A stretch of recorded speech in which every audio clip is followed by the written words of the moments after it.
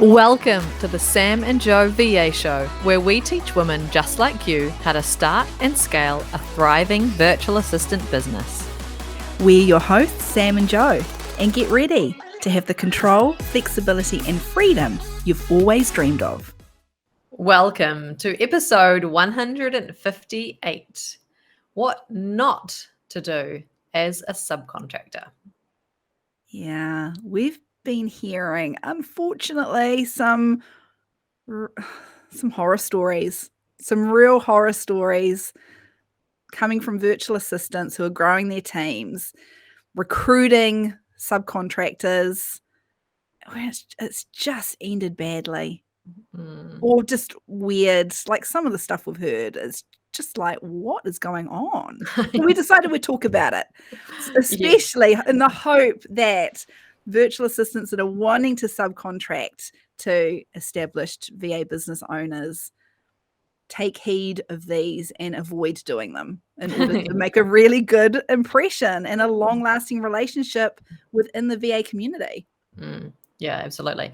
And if you're a new listener to the show, we want to kind of clarify what we mean by a subcontractor. So a subcontractor is a virtual assistant who will contract to an existing virtual assistant business or company or agency that has a team, and the subcontractor would do work directly for the client of that other VA business.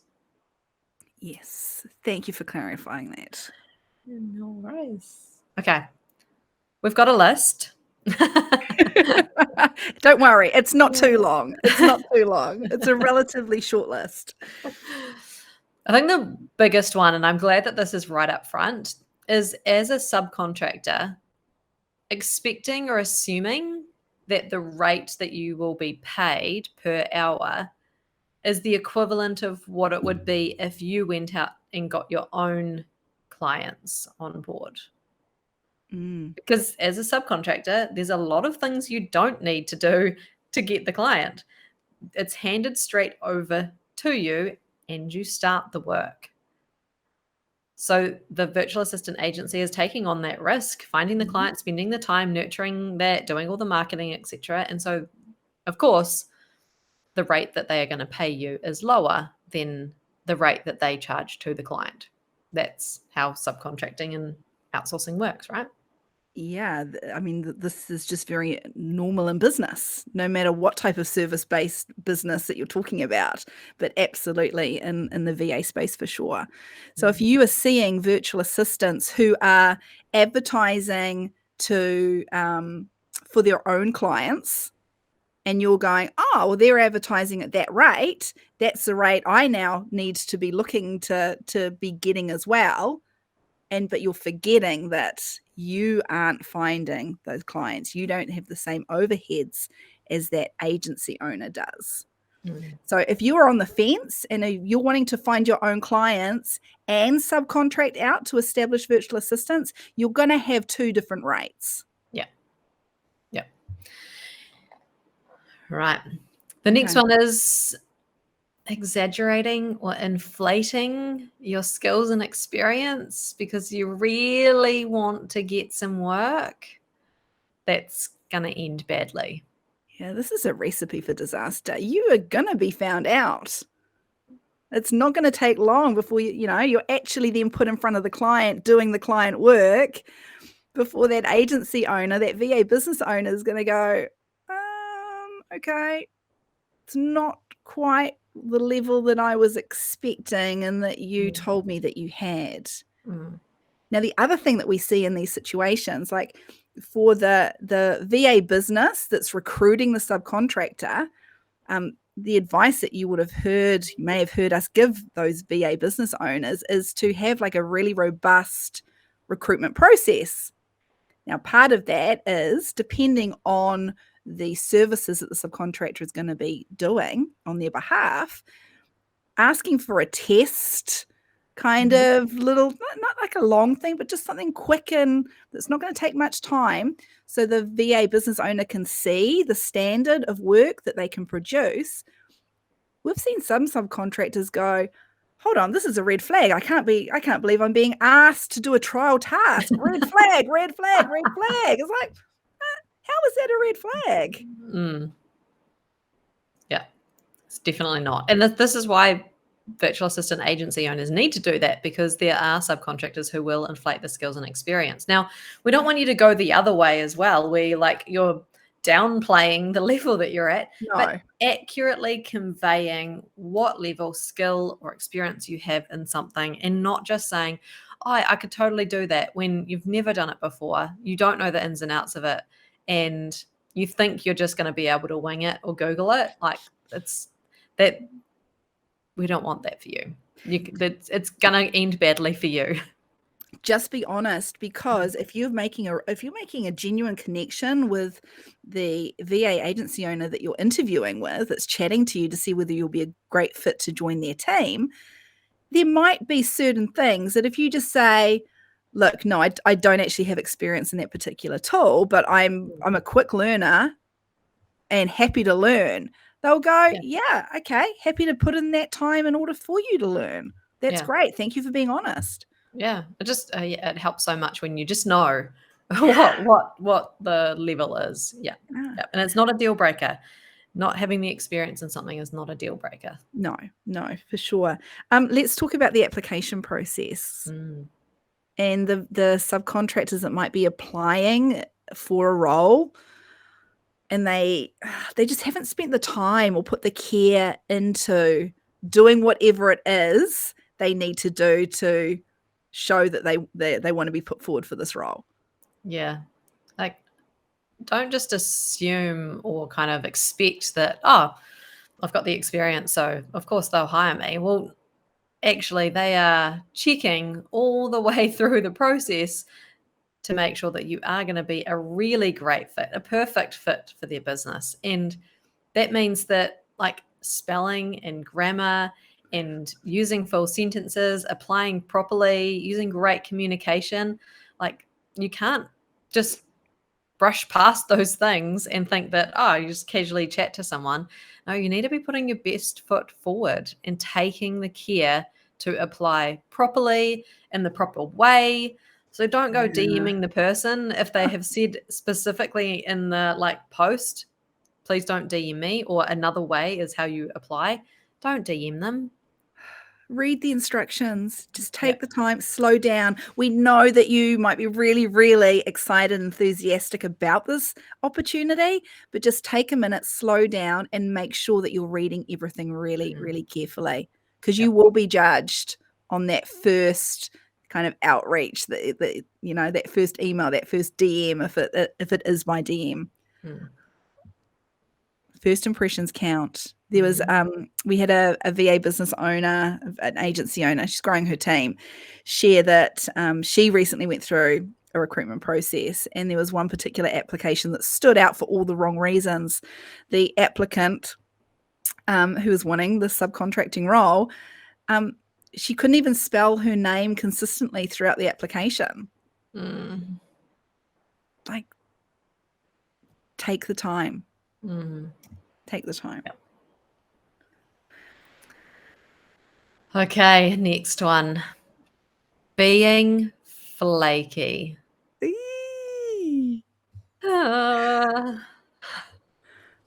What do we mean by this, Sam? Let's be really brutally honest, because that's what we do here on the podcast. You can count on us. Yeah. Okay, the first flaky moment that comes to mind, and we're hearing about this more and more, which horrifies me.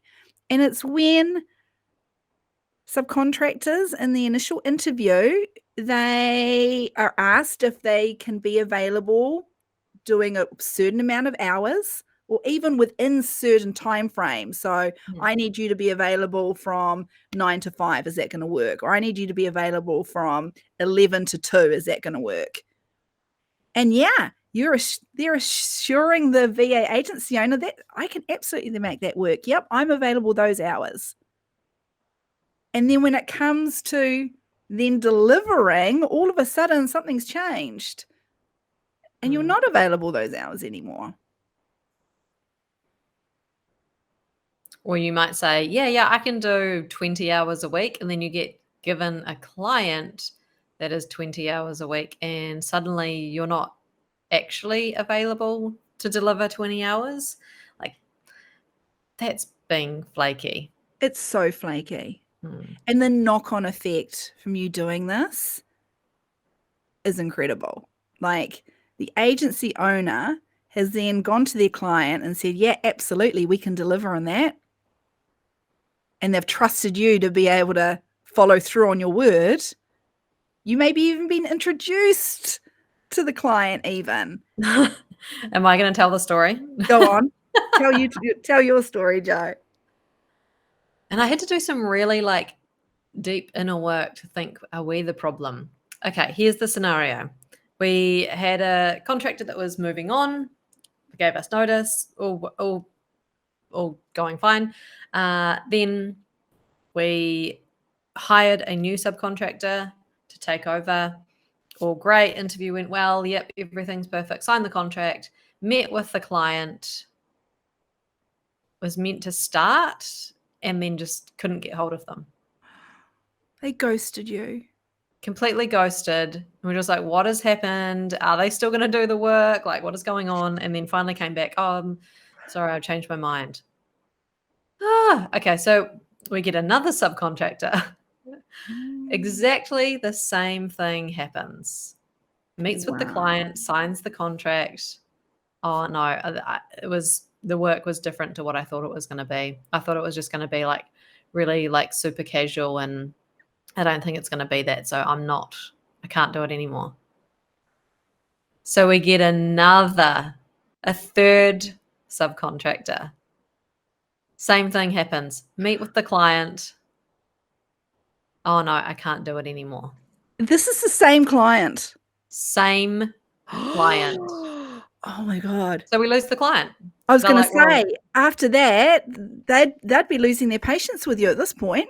Once, okay, twice, 3 times. Yeah, really bad luck for us. And so I said to the team, is there something that we are not doing? Yeah. Is there a conversation that's not happening? I'm not involved in that anymore. So it was them who was, doing the interviewing, etc. And so we had to take a really good look at our process and what we were doing to really make sure that we're not going to have a flaky subcontractor kind of slip through the cracks and almost start. So don't be flaky. If you're listening to this and you're thinking about stepping into the VA space as a subcontractor, please don't be flaky. The knock-on effect is big. I think the worst part was them just not communicating. Couldn't get hold of them on the phone. They just ghosted, obviously because they didn't want to admit that they can't do it anymore. So if you don't want to do it anymore, say as soon as you possibly can. Don't ignore the comms and don't let it go on. Just be honest really early on. Ask the questions that you need so that you can make a good decision. And because, we get it. Life happens. Sometimes life can throw you a curveball, and you may, when you were making those promises and when you're signing that contract initially, you may genuinely think that you're going to be able to follow through. Something happens in life. All of a sudden, overnight, life changes, and then you're not going to be able to follow through. Don't ghost. As Jo just said, just have the conversation. Be honest. Oh, ghosting's the worst, honestly. It's so rude. Yeah, we just wanted to know. Not knowing is so bad. Yeah, because you don't know whether do we just cut ties and just move on so we can find subcontractor number 4? Oh shit. Bloody hell. Okay, let's move on. Move on from ghosting. Tools. As a subcontractor, it is expected of you to use the tools that the agency that you're working for is asking you to use. Yeah. The systems, the way that they do the work, the processes that they have. Too many times I've had contractors just kind of ignore all of that and then just do however they wanted. Oh, no, that's not how it works. If a subcontractor, you have to be willing to do what the agency owner says in terms of how the work is delivered and the systems and tools that's used, the time tracking, the like how to access the client accounts. Yeah. Got to follow their processes. Has this happened a lot to you? Oh, yeah. Yes. Oh, like a few lot? times. Not a lot, a few times. We've like kind of figured out, because it's kind of secretly happening in the background. And then we're like, oh, that's not happening now when we go to like check. And so then when we ask them, they're like, oh, yeah, no, I was just doing it this way. Like, oh, no, that's not how it works. Like if you've got a better way, have the conversation and say, hey, I got this way. Do you think that this would work? Yeah. But like just secretly doing it, that's not okay. That's not okay. Okay. Only a couple more left on our list, everyone. So bear with us. Being on the fence. What not to do as a subby. And when we say being on the fence, it's the subcontractors that have got a foot in both camps. We've done an episode just on this alone. It's that important. They're wanting to do subcontracting work for established, experienced virtual assistants, as well as find their own clients. Yeah. Now, it's okay for a time, but at some point you actually have to make a decision and go all in. Yeah. Don't be on the fence for too long. Let's talk about why very briefly, I think. It holds you back. It holds you back from whatever your goals are. It's like you can't. You're also not that attractive to an agency owner as well, because like they know that you're getting your own clients, and so they don't want to give you too much work in case you leave. And yeah, it gets a bit muddly and messy. Yeah, a subcontractor that is saying, I just want to be a subcontractor, I don't want to find my own clients, is definitely going to be more attractive to those that are saying, yeah, I'm going to do both. I'm going to see how it goes. All right, you want to do the last one? I'm pretty sure this is the last one on our list. Yeah, so well, there's a couple, I think. So you've got a couple. One is, so let's say you didn't get the subcontractor role. Oh, yes. Yeah, I forgot about this one. And you're, fair enough, you're wanting to get some feedback, right? Because if there's something that you can change or do differently, in a future application, then great, you should ask. I think it's the way that you ask for the feedback needs to be in a very kind of like, I still want to build a great relationship with you, and I'm going to be super friendly and like casual about like, hey, I'd love to get some feedback from you. It would really help me in my future applications. So what not to do is the kind of frustrated by that, like non-believing, like, oh, why would you not want to hire me kind of tone. Like, it doesn't make sense to me, and be frustrated about that, and kind of a desperate tone. That's not how you build a relationship with the agency. Yeah, because what if you were just there? What if you were really, really close to getting an interview and getting through to the next step, but it was just a numbers game, right? By reaching out for feedback in that kind of desperate, negative, frustrated tone that you may have, they're definitely not going to be thinking about you for the next one. No, yeah. You kind of ruin your chances at that point. Yeah. Yeah. Okay. All right, I'm going to be the one that says that. What not to do. Our last one. Don't steal clients. Just don't. Don't steal clients. Oh my God, your reputation. Yeah. Your reputation is at stake.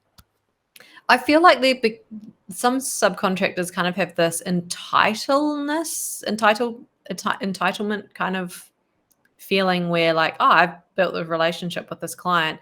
They know me really well. I've done all of this work for them. I might have worked for them for a year. I kind of feel entitled that would be now deemed your client. But yeah, just remember long-term relationships, reputation, and your contract. Like it says in your contract that you can't steal the client, that it is not your client. It is the agency owner's client. And remind yourself of the work and the money and the energy and time that it took for that agency to get the client on board in the first place. Like that was a lot. So don't go stealing the client. There you have it. Don't steal the clients. And for, I would imagine a lot of virtual assistants listening that wouldn't even A lot of them wouldn't go in expecting to be in that position. No. They wouldn't go, you know what? I'm going to become a subcontractor just to steal all this VA business's clients. Ha ha ha, evil laugh. No. It's more often than not an opportunity arises where the client approaches the subcontractor because they have built that relationship and said, hey, do you want to come and work for me? What would you do? What's your advice if that happens? I would then go to the agency and say, hey, this client has said this. Let's have a chat about that. I wanted to let you know because I know that in my contract it says this. Yeah. Yeah. Just be honest. Have the conversation. Yep. Have the conversation. And say no to the client. Yeah. No, I work through the agency. Yeah. Yeah. Okay. That is our list of what not to do as a subcontractor. If you want to know more, we have got a previous episode that we recorded, number 28, which is what to expect as a subcontractor. So if you are thinking about going down that route, that is definitely an episode that you should listen to. And if you are an aspiring virtual assistant, we would love to see you in Launch in 30 Days. It is for those who are wanting to hit the ground running, start, launch, get your first client on board, and do it all in a way that's super sustainable and is going to make you have a long-term successful business. So check it out on our website, or the link is down below. Thanks for listening to this episode of the Sam and Joe VA Show. If you'd like to find out more, head to the VA Foundry website to check out the Members Club and the amazing resources, training, and coaching. You can find us at thevafoundry.com.